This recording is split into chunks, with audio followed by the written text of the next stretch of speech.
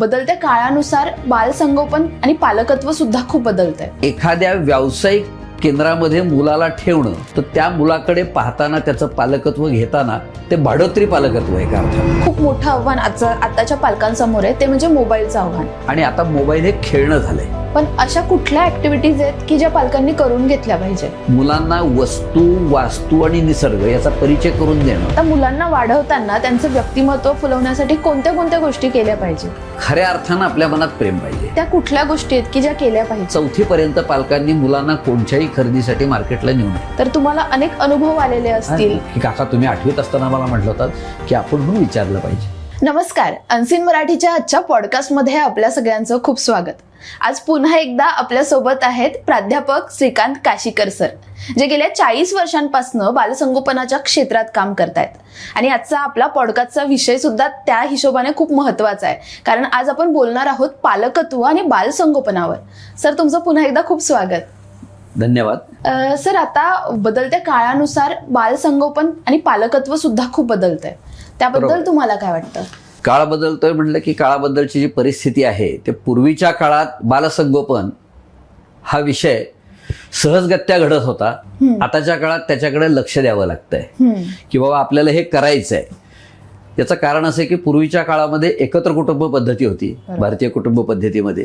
आणि मग एकत्र कुटुंब पद्धतीमध्ये आजी, आजोबा, काही ठिकाणी पणजोबा देखील असायचे, काही ठिकाणी आत्या असायच्या ज्यांची लग्न व्हायची असायची, मग काका, काकू, अशी सगळी मिळून घरामध्ये 25-25, 30-30 माणसं एकत्र असायची. म्हणजे 2-3 भावंड असायची, एखादी बिनलग्नाची 2 बहिणी असायच्या, 2 बहिणी असायच्या. आणि मग त्यामुळं एखादं मूल घरात पहिल्या टप्प्यात जी यायची मुलं जन्माला, तर या मुलांचा विकास होण्यासाठी किंवा त्यांना सांभाळण्यासाठी मुलांना घराबाहेर कोणाकडे ठेवावं लागत नव्हतं. आणि साहजिकपणे हा पहिलाच मुद्दा असा आहे की ज्याच्यामुळं मुलांच्या संपूर्ण जीवनावर परिणाम होतो. की एखाद्या व्यावसायिक केंद्रामध्ये मुलाला ठेवणं तर त्या मुलाकडे पाहताना त्याचं पालकत्व घेताना ते भाडोत्री पालकत्व आहे एका अर्थानं, व्यावसायिक असल्यामुळं. त्यामुळे तो पैसे आपल्याला कसे मिळणार आहेत याच्यावरच अवलंबून असतो. मग त्याच्याकडे 10 मुलं असणार आहेत, मग तसं घरात नाहीये. मग घरात जरी 4 मुलं असली तरी ती 4 मुलं एकाच परंपरेतली आहेत की ज्यांचं कौटुंबिक वातावरण आहे, त्यांचे रक्तसंबंध आहेत. आणि व्यावसायिक ठिकाणी जेव्हा आपण पाळणाघरात ठेवतो त्याला ती 10 मुलं वेगवेगळ्या उपासना पद्धतीची, वेगवेगळ्या कौटुंबिक वातावरण असलेली, वेगवेगळ्या आर्थिक क्षेत्रातली, अनेकदा तर वेगवेगळी प्रत्येक मातृभाषा प्रत्येकाची वेगळी असणारी अशीही काही वेळेला आता येतात, ज्याला कॉस्मोपॉलिटन शहर म्हणतात. तर अशा ठिकाणी वेगवेगळी मातृभाषा असणारी मुलं येतात आणि मग त्याचे परिणाम हे वेगवेगळे घडत असतात. आणि घरात असताना हे सगळे करत असताना घरात त्याचे मातृभाषेतले सगळे रक्तसंबंधातले असल्यामुळं त्याची भाषा सुधारत होती. घरातल्या सगळ्या वयोगटातल्या लोकांचं वागणं बघून ती मुलं अनुकरणातनं काही गोष्टी शिकत होती. हा पाळणाघरात हा प्रकार घडत नाही. पाळणाघरात भाषा वेगळी असते, एकमेकाला समजत नाही. आणि मग त्याच्यातनं काही अर्थ, काही अनर्थ, अर्धवट ज्ञान मिळणं, अशा सगळ्या गोष्टी घडतात. हा परिणाम दोन्ही दृष्टीने झालेला आहे. अगदी बरोबर आहे सर. म्हणजे बदलत्या काळानुसार ही आव्हानं तर वाढलीच आहेत, पण अजून एक खूप मोठं आव्हान आताच्या पालकांसमोर आहे, ते म्हणजे मोबाईलचं आव्हान. तर मग आता या मुलांना मोबाईलपासून कसं दूर ठेवायचं किंवा हे आव्हान कसं टाळायचं? मोबाईलचा जो बाऊ केलेला आहे भौतिक प्रगतीमुळे, म्हणजे एक उदाहरण आपण जर सहज लक्षात घेतलं तर जे पालक आज मोबाईल सारखा वापरतात आणि मुलं मोबाईल वापरतात म्हणून चिडचिड करतात, त्या पालकांना त्यांच्या काळात मोबाईल कधी मिळाला? अगदी आता मी बोलतोय तर माझ्या काळात मी 20व्या वर्षी लँडलाईनला भीत हात लावला. आणि त्याही वेळेला घरोघरी फोन नव्हते, तर त्यावेळेला ट्रंक कॉल नावाचं प्रकरण असायचं. डायरेक्ट बोलणं व्हायचं नाही. म्हणजे टेलिफोन एक्सचेंजला मी फोन करायचा आणि समोरच्या व्यक्तीचा नंबर सांगायचा, नाव सांगायचं, आणि व्यक्तीशी बोलायचं असेल डायरेक्ट तर पीपी म्हणायचो, म्हणजे प्रॉपर पर्सन.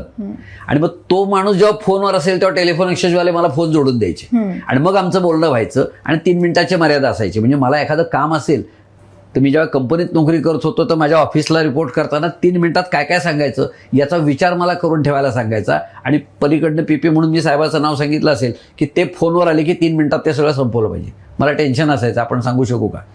आता वेळेचं बंधन नाही आहे, आता डायरेक्ट फोन आहे, मोबाईल आहे. आणि आता मोबाईल हे खेळणं झालंय.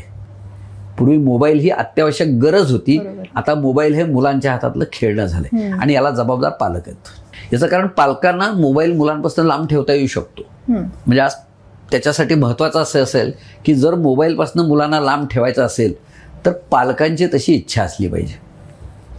आणि पालकांची इच्छा असली पाहिजे असं मी का म्हणतो की मूल जेवत नाही आहे. तर मी आत्ता असं बघितलं की 1.5-2 वर्षाची मुलं किंबहुना काही ठिकाणी 1 वर्षाची मुलं देखील त्याला ठराविक गाणं मोबाईलवर लावून दिलं की ते मूल लगेच आईने भरवलेलं जेवतं किंवा वडिलांनी भरवलेलं जेवतं. पण त्याला ते गाणं असं आवश्यकता, गाण्यातला अर्थ त्याला कळतो का नाही, गाण्याचे शब्द त्याला कळतात का नाही, पण एक ठराविक पद्धतीचं म्युझिक त्याला. आणि म्हणून ते सांगताना कौतुकानं सांगतात. मुळात महत्त्वाचं काय आहे की पालक अनावश्यक कौतुक आपल्या पाल्याचं करतात. माझा मुलगा त्याला तो जेवत नाही त्याशिवाय ते गाणं लावलं, तो जेवत नाही हा दुर्गुण आहे. जेवण हे जेवणाचं झालंच पाहिजे ना.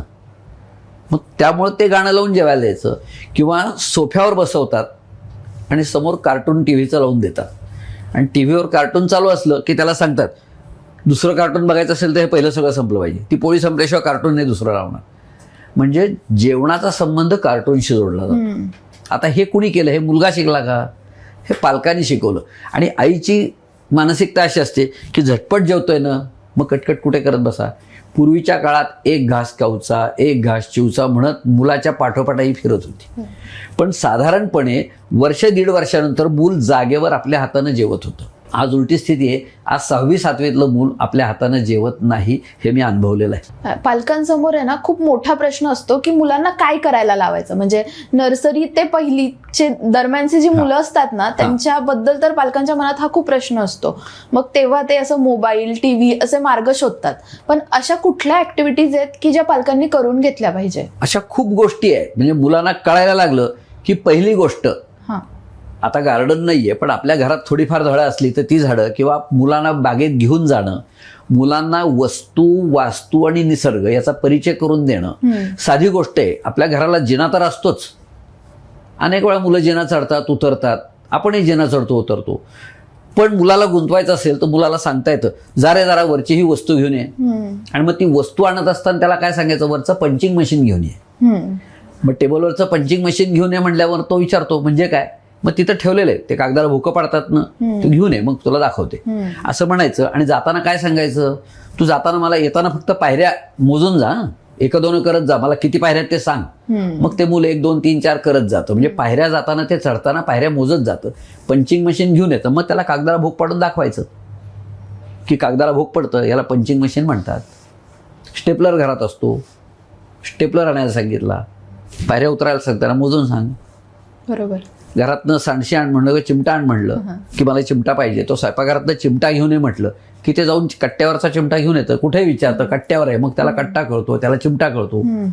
आता ह्या ज्या गोष्टी आहेत याच्यात वेगळे काही खर्च करावा लागत नाही ना. बरोबर. म्हणजे आपल्याला पंचिंग मशीन पाहिजेत, आपण पटकन उठून घेतो. हेच त्या मुलाला सांगितलं तर पहिल्यांदा 2 मिनिटं लागतील, पण नंतर ते पळत जाऊन आणून देईल ना. आमच्या बालवाडीत मी नेहमी हेच करतो ना. वरच्या खोलीत आणलेलं पंचिंग घेऊन ये, कात्री घेऊन ये, निर्धार सांगतो. कात्री लागेल, भीती काही नाही, लागतच नाही कात्री. आणि त्या मुलांना ती माहिती आहे आणायचं कसं ते. बरोबर. असं छोट्या छोट्या कामांमध्ये मुलांना गुंतवायचं.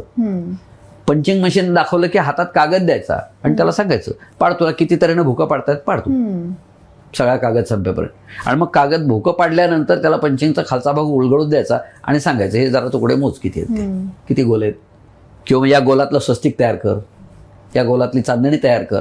मग तो एक एक गोल तो बारीक इतका असतो, कागदाचा हाताला उचलणं अवघड असतं, त्याला तो उचलायचा प्रयत्न करतो, तो चिकटवतो आणि त्या लावायचा प्रयत्न करतो. मुलांचं कॉन्सन्ट्रेशन व्हायसाठी त्यांना अशा पद्धतीचे खेळ द्यावे लागतात.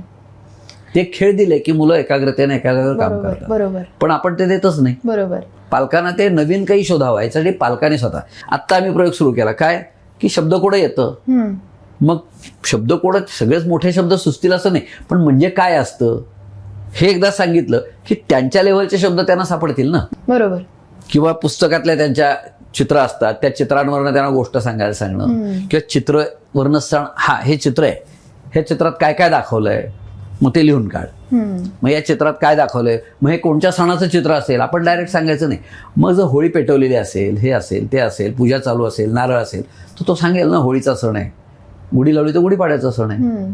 म्हणजे हे त्यांना माहिती, सांस्कृतिक माहिती देत असताना त्यांना ते वाचायला लावणं, त्यांना ते पाहायला लावणं. बरोबर. म्हणजे वाडा म्हणजे काय.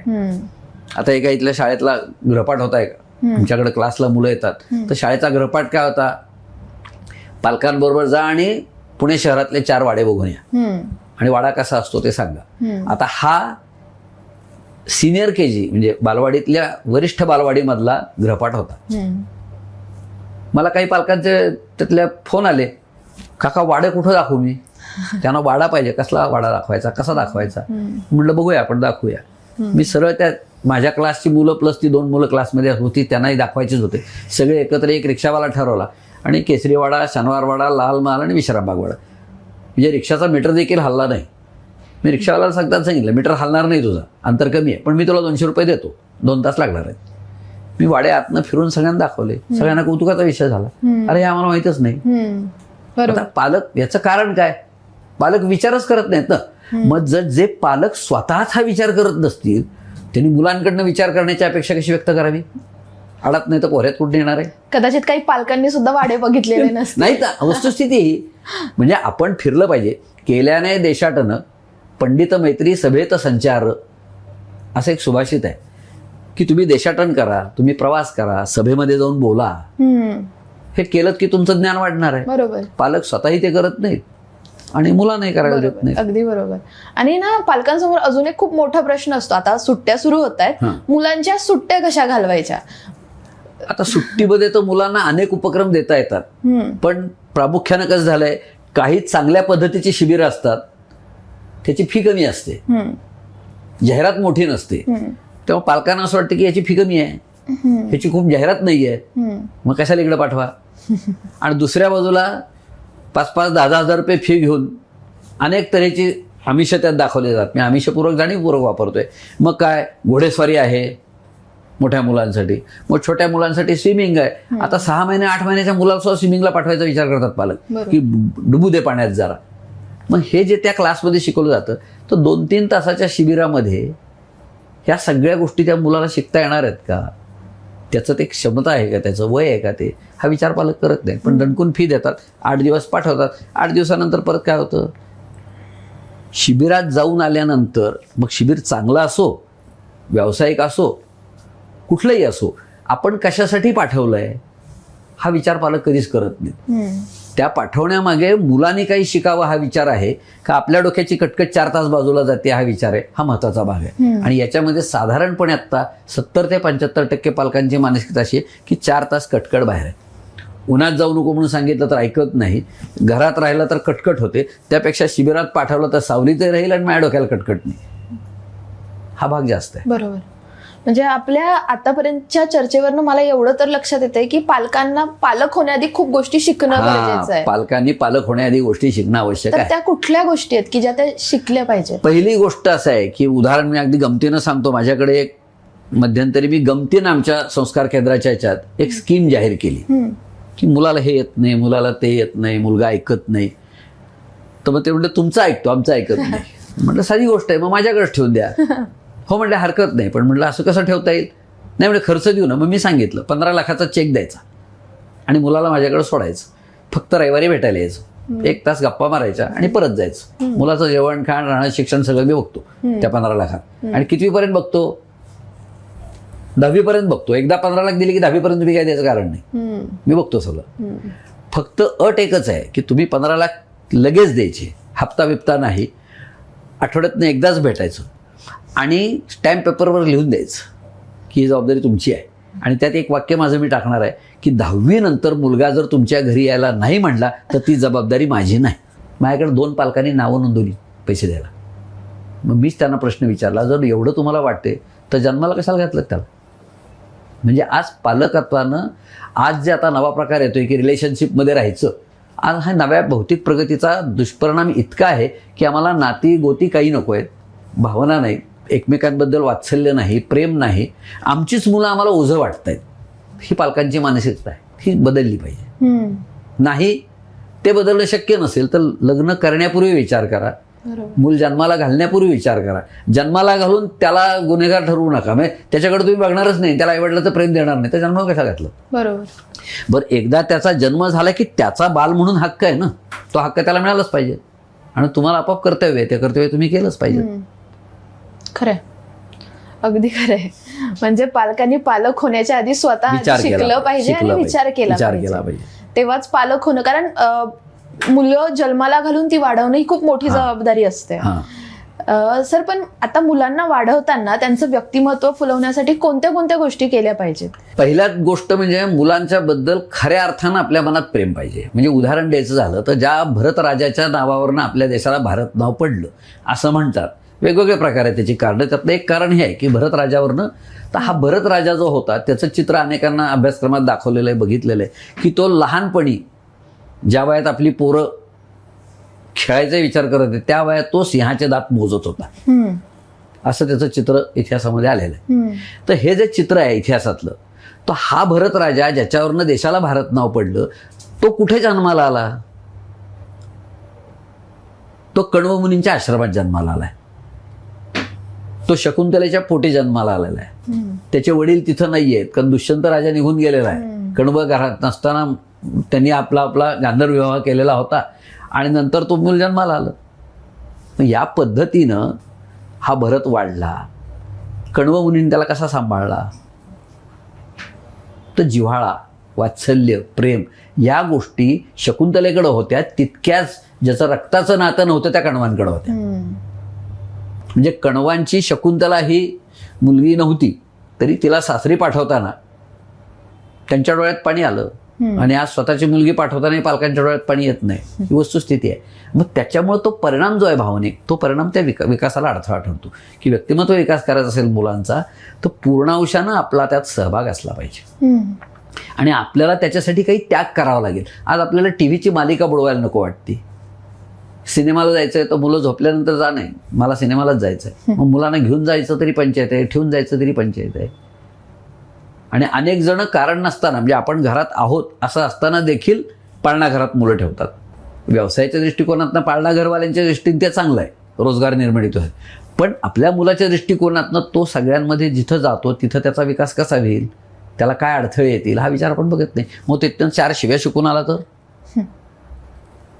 तिथनं तो मारामारी शिकून आला तर, म्हणजे एक जुडोतला जाणारा विद्यार्थी असेल तो जुडो कराटे शिकवेल ना, तो तिथं मारामारी केला की हा मारामारी शिकून येतो.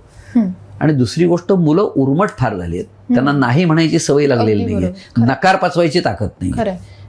मार्क कमी पडले, आई बोलली की आत्महत्या करतो.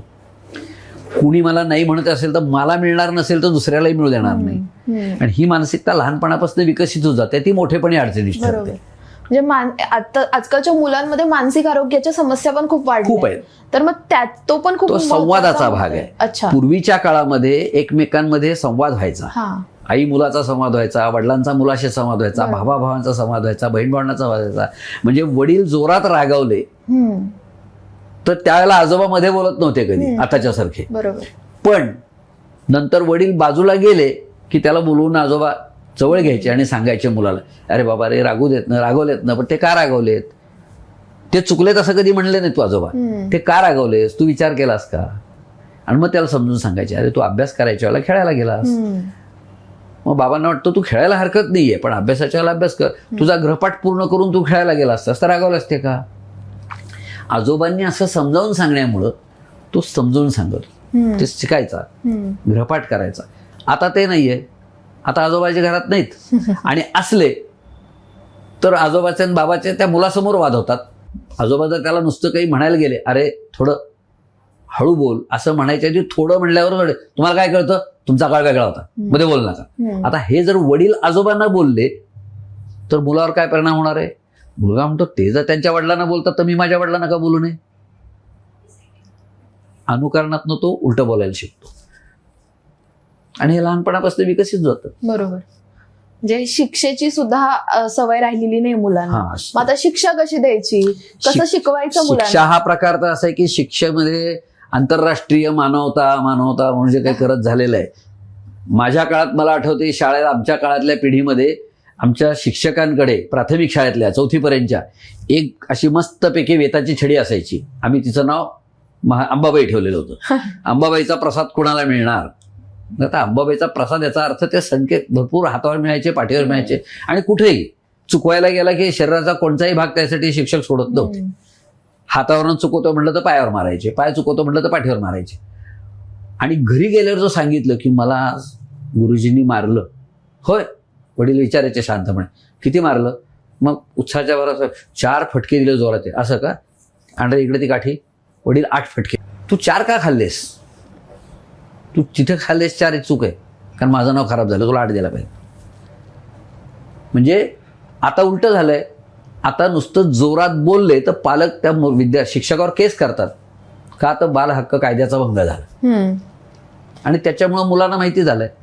यातलं एक गमतीचं उदाहरण सांगायचं झालं आमच्या क्षेत्रातलं, तर एका आईने मुलाच्या नवऱ्याला त्याच्या वडिलांना फोन केला ऑफिसमध्ये की मुलगा मला जेलमध्ये टाकायला निघालाय, तेव्हा मी काय करू? मग वडिलांनी विचारलं असं कसं? तो म्हणतोय मी पोलिसांना बोलवतोय, मी जेलमध्ये टाकतो तुला.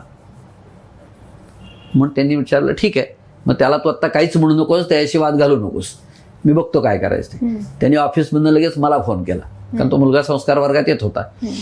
आणि त्यांनी मला फोन केला की बाबा असं असं झालंय, मला घरनं फोन आलाय, काय करू? म्हटलं काही नाही, त्याच्याशी आत्ता वाद घालू नका, काही करू नका, आणि माझं तुमचं बोलणं झालं हे त्याच्याशी बोलू नका, बघू आपण काय करायचं ते.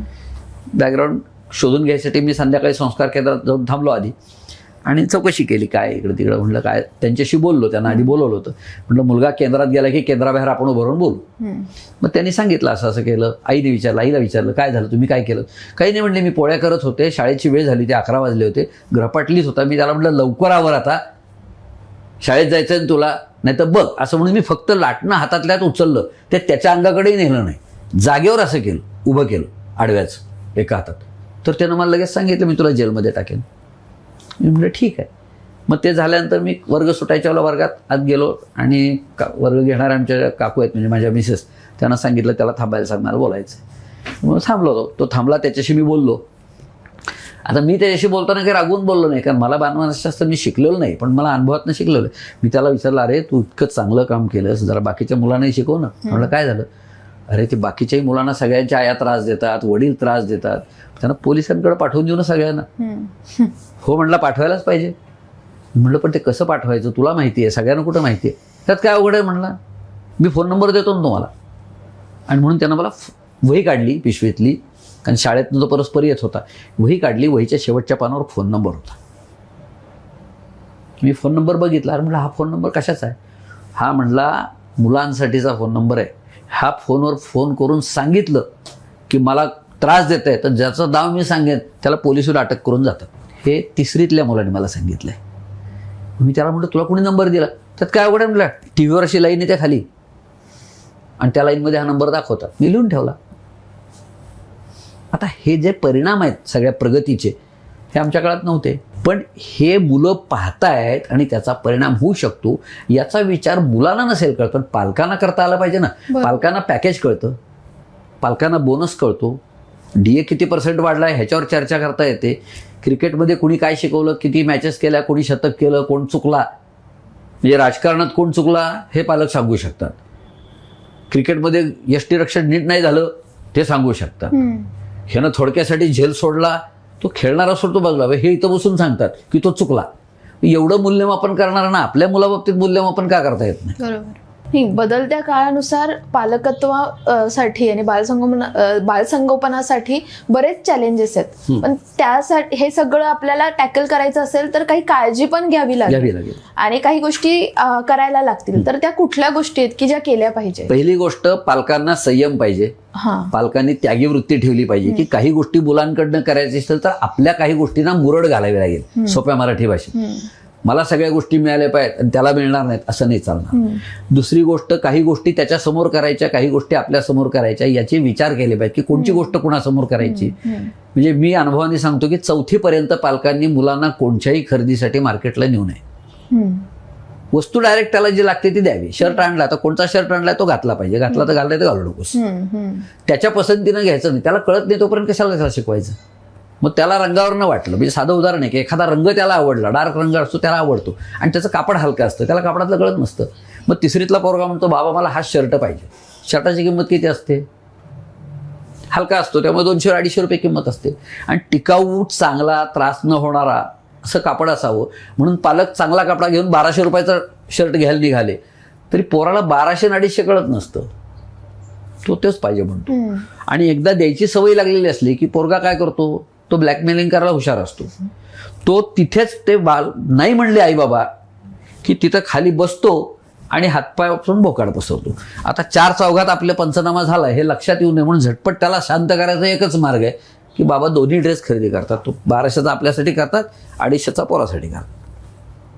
त्याला सवय लागते आणि मग त्याच्या लक्षात येतं की अरे आपण हातपाय आपटले की आपल्याला मिळतं, रडलं की आपल्याला मिळतं, आणि मग ते शस्त्र बनवतो आणि ते अधिक विकसित करत जातो. मग मोठेपणी तो काय करतो, मी जीव देईन म्हणतो.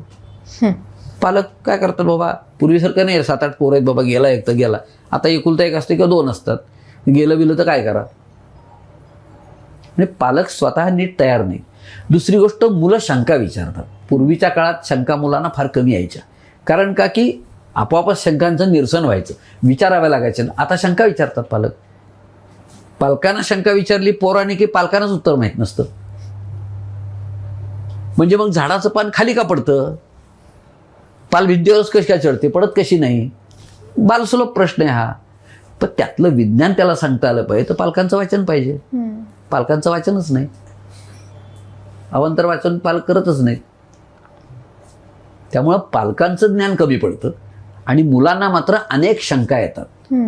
मग मारुतीनं कसं काय उचलला असं डोंगर, कृष्णानं गोवर्धन कसा उचलला, डोंगर तर उचलता येत नाही कारण त्याने डोंगर बघितलेला आहे. मग डोंगर उचलला कसा हे सांगता आलं पाहिजे, ते पालकांना सांगता येत नाही.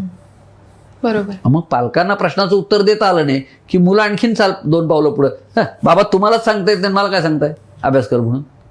हा फरक आहे. म्हणून पालकांनी आपलं कौशल्य वाढवलं पाहिजे, आपलं ज्ञान वाढवलं पाहिजे, आपलं वाचन वाढवलं पाहिजे, आपला त्याग करण्याची, मुरड घालण्याची स्वभावाला हे केलं. आपण चिडचिड करून उपयोग नाही, मग मुलाला चिडचिड करून सांगता येत नाही. बरोबर. आणि अनुशासन आवश्यक आहे. बाल हक्क, बाल मानसशास्त्र हे शब्द गोंडस आहेत, पण त्याच्यासाठी मुलाला बिघडवायचं नाहीये. योग्य वेळी छडी तर छडी द्यावीच लागेल, उपाशी ठेवावंच लागेल. हे आवडत नाही म्हणजे आता कसं आहे की ही भाजी आवडत नाही तर आई दुसरी देते, हे नकोय तर मॅगी खा, बरोबर, हे नकोय तर पिझ्झा खा, तू काय मागशील ते देते पण खा.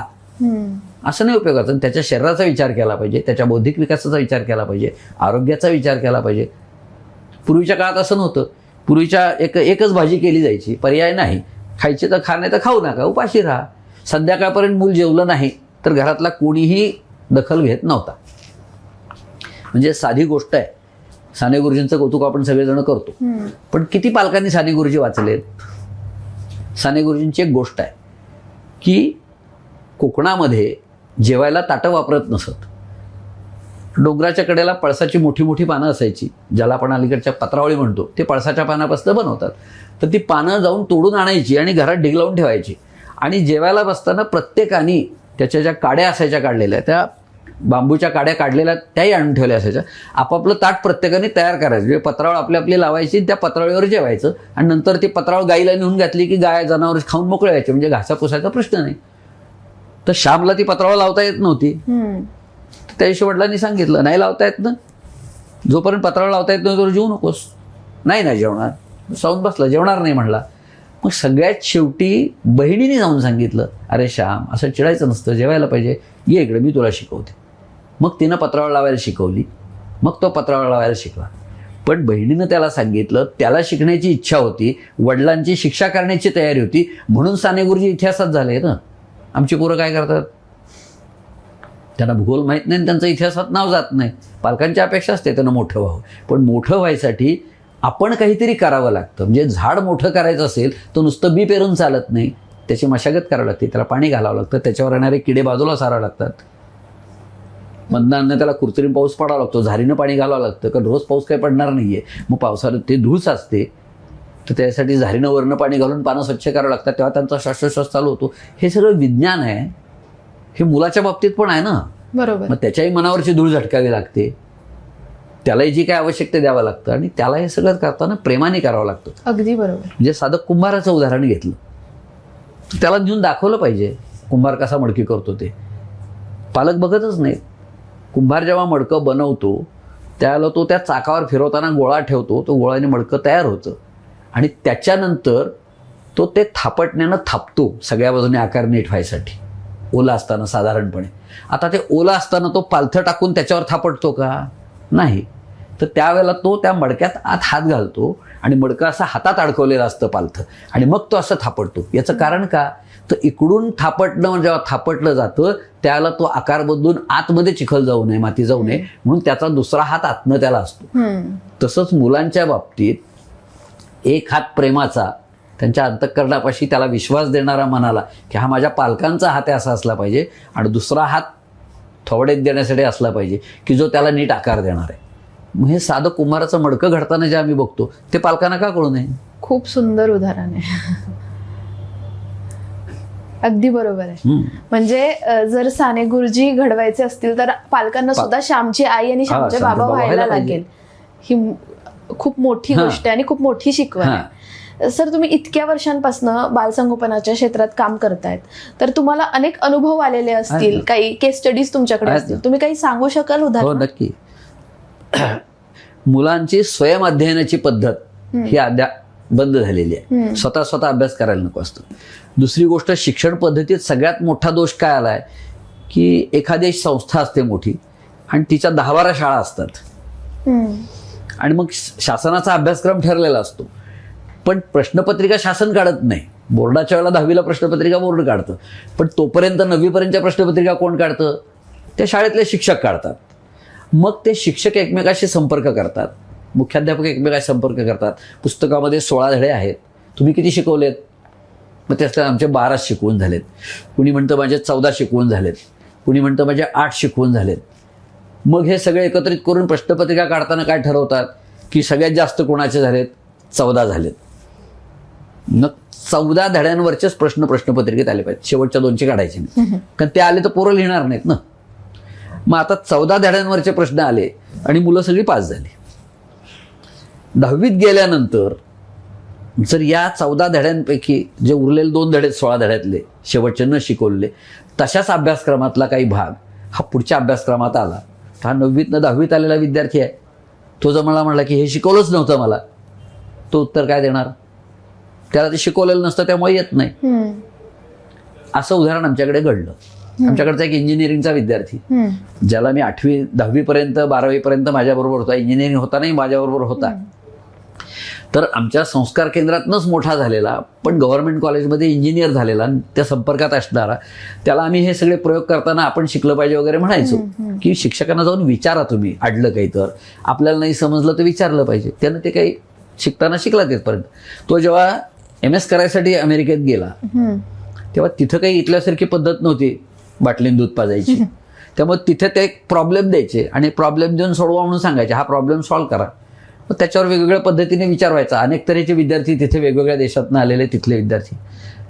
तर याला काही सुचलं नाही, म्हणून नंतर शिक्षकांनी विचारलं थोड्या वेळाने, काय रे काय केलंस? म्हणलं नाही काही सुचे ना मला. ते म्हणजे का बरं, तू इंजिनियर झालायस ना? हो म्हटलं झालोय ना. मग तू कुठे झालास इंजिनियर? मग कुठे इंजिनियर झाला म्हणल्यानंतर तो म्हणला मी महाराष्ट्रात झालो. मग हा प्रश्न, तू इंजिनियर झाला असेल तर यायला पाहिजे, हा तुझ्या इंजिनिअरिंगच्या BEच्या अभ्यासक्रमातला विषय आहे मी दिलेला, हा काही मी पुढचा दिलेला नाही तुला. मग तो म्हणला नाही पण मला शिकवल्याचं आठवत नाही. मग ते म्हणले मला नंबर दे शिक्षकांचा, मी फोन करतो. अशी त्यांची चर्चा झाली आणि मग त्यांनी त्याला सांगितलं की शिक्षक तुम्हाला सगळं शिकवत नसतात. तुला अभ्यासक्रमात हा प्रश्न असेल, तू सोडवला नसशील, शिक्षकांनी शिकवला नसेल, पण तो त्या प्रश्नावर प्रश्नपत्रिका काढली नाही म्हणून, पण पुस्तकात होता, तू स्वयंअध्ययन म्हणून स्वतः पुस्तक पाठ्यपुस्तक वाचलं असतंस तर तुला तो प्रश्न कळला असता ना धडा. अरे हे आपल्याला शिकवलं नाहीये, मग तू सरांना जाऊन विचारलं पाहिजेस की सर हे का शिकवलं नाहीये, मला सांगा, प्रश्नपत्रिकेत नसू दे पण मला समजावून सांगा, तू शिकला असतास तर इथं अडचण आली नसती. बरोबर. त्या दिवशी रात्री त्याचा जो आईचा फोन झाला, तो म्हणला की काकांशी मला बोलायचं आहे, नंतर काकांना बोलवून ठेव फोनच्या वेळेला. आणि मग त्यानं मला हे सगळं सांगितलं की काका तुम्ही 8वीत असताना मला म्हटलं होतं की आपणहून विचारलं पाहिजे, ते मला इथं कळलं. आता हा दोष आहे आत्ताच्या शिक्षण पद्धती. बरोबर. यासाठी शिक्षकांसोबत संवाद पाहिजे, मुलांनी अवांतर विचारलं पाहिजे. आणि कुठलेही शिक्षक म्हणजे 80% शिक्षक चांगले असतात, ते असं शिकणाऱ्या विद्यार्थ्याला नाकारत नाही. बरोबर. आणि उलट त्यांना आवडतं, कुणीतरी विचारतंय आपल्याला. अनेक शिक्षक मी अनुभवलेले की जे शिक्षक म्हणतात की हे नाही, हे शिकलं पाहिजे. नक्कीच सर. म्हणजे आपल्या या सगळ्या चर्चेमधनं माझ्यासोबत आपल्या प्रेक्षकांच्याही अनेक प्रश्नांची उत्तरं मिळाली असतील. आणि ज्यांना, जे पालक होणार आहेत, जे पालक झालेत, त्यांच्या सगळ्यांसाठी हा पॉडकास्ट खूप महत्त्वाचा ठरणार आहे. तर तुम्ही आम्हाला इतका वेळ दिला, या सगळ्या विषयांवर इतक्या छान गप्पा झाल्या, त्याबद्दल तुमचे खूप धन्यवाद. धन्यवाद तुम्हालाही द्यायला पाहिजे की पालकांनी काय केलं पाहिजे हे सांगायची संधी तुम्ही मला दिलीत. आणि याचा उपयोग होऊन जर काही पालक 4-2 पालकांनी आपली मानसिकता बदलली तर त्या पॉडकास्टचं यश ठरेल असं मला वाटतं. खरंय.